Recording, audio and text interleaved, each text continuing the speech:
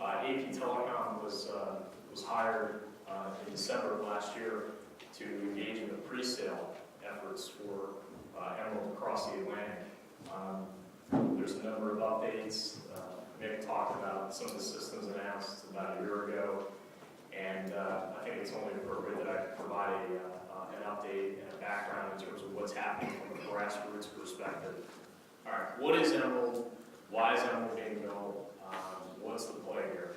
It's been almost a decade since a system has been deployed across the Atlantic between North America and Western Europe. Emerald is aiming to be the lowest latent cable in terms of its speed between Long Island and the UK via Ireland. But in a nutshell, Emerald is planning on building across the Atlantic on the main 9-line route between New York and London.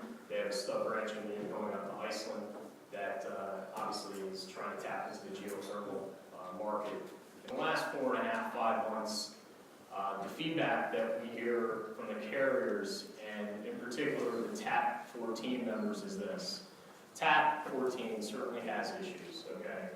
There's no dancing around that. There are repeater issues, there's been multiple repairs, and it's created a tremendous amount of apprehension with regards to TAP and the future lifespan of TAP 14. So from an Emerald perspective, Emerald is repositioning themselves not so much as a low latent cable in terms of attacking the latency market, but to really come in as a de facto TAP 15 cable. TAP 14 is a struggling system, and from what we've been able to capture in the last 5 months of roughly $40 million in signed pre-sales, it's enabled Emerald to go contracting force. Emerald announced on March 15th that they are contracting force with their vendor Submarine, who's a US-built manufacturer. The technology is American, which gives certain carriers a comfort level as opposed to using other foreign entities to build the system. Now, how can we find ways to build this network as most cost-effective as possible?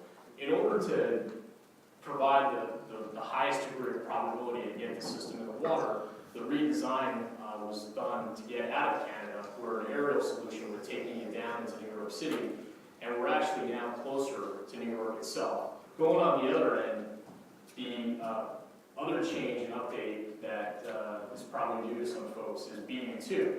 There's a stub BU going down this December to Portugal. That branch unit offers what we're calling onward connectivity into the Middle East. We believe that Emerald having the ability to take that traffic out of what we're calling the Iberia region and then going into London or going into New York is advantageous to many operators because they have cable coming in and terminating the various systems that I mentioned.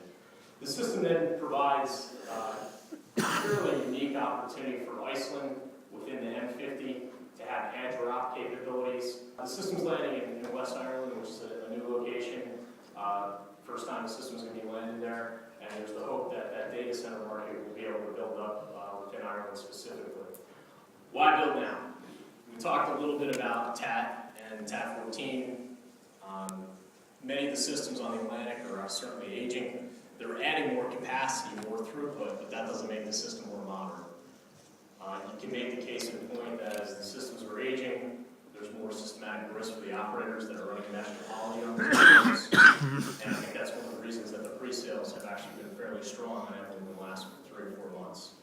The key takeaway that we want to leave from an Emerald perspective is that we're looking for commitments based on pricing that is on par, or roughly on par with what TAP 14 is out in the market today.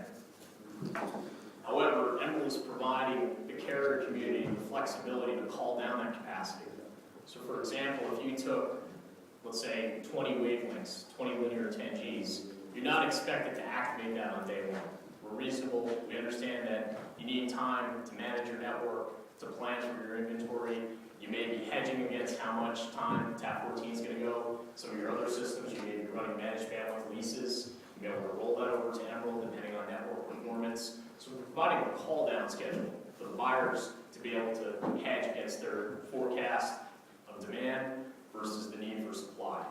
The carrier community has been the largest uptaker of the ability to project Emerald forward. We've been very happy with the TAP-14 members taking down capacity on Emerald in the form of pre-sales. They're forward buying. The high-frequency trading network folks have purchased from us on the Emerald system.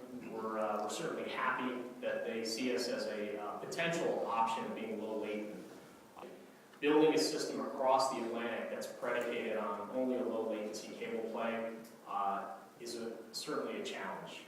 Emerald is experiencing a lot of turbulence just building with three components: the carrier community, the frequency trading network folks, and the data center play in Ireland and Iceland. And that in itself is challenging. That's a diversified approach to the market, going after all three. It is certainly, from a network perspective, advantageous to have low latency, but it's not the biggest thing that we're hearing when we talk to buyers.